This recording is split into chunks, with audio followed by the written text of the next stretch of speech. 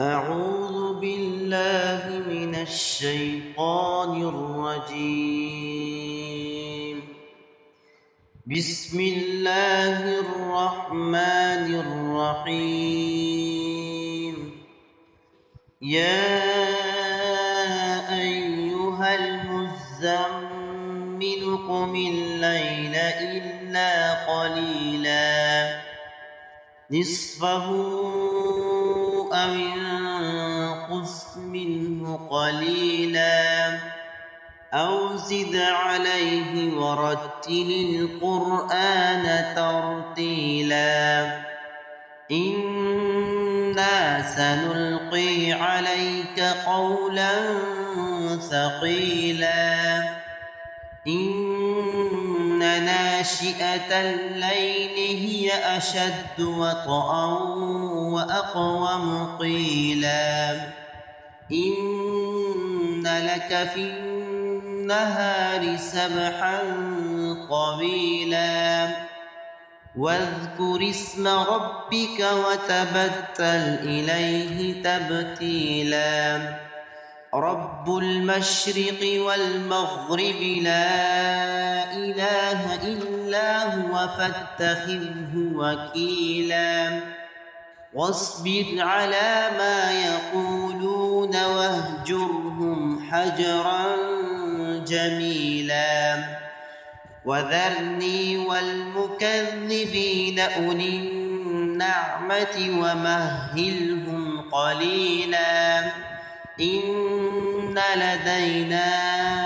أنكالا وجحيما وطعاما ذا عسرة وعذابا أليما يوم ترجف الأرض والجبال وكانت الجبال كثيبا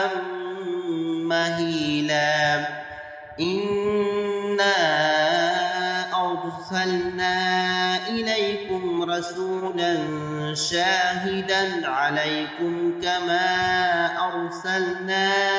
إلى فرعون رسولا فعصى فرعون الرسول فأخذناه أخذا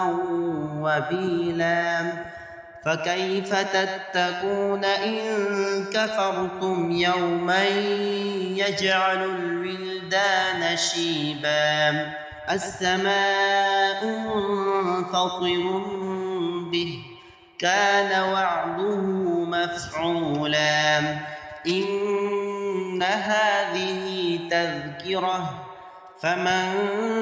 شاء اتخذ إلى ربه سبيلا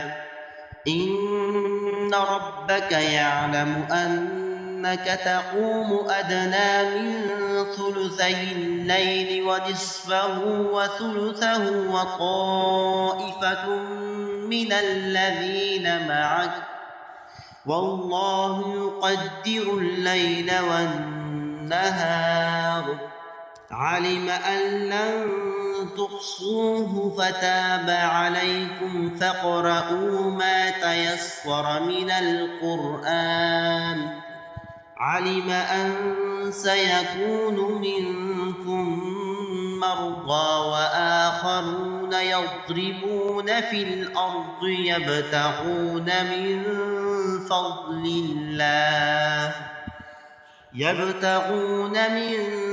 فضل الله وآخرون يقاتلون في سبيل الله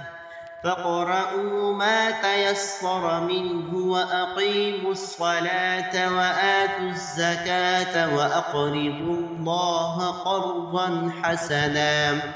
وما تقدموا لأنفسكم من خير تجدوه عند الله هو خيرا وأعظم أجرا واستغفروا الله إن الله غفور رحيم.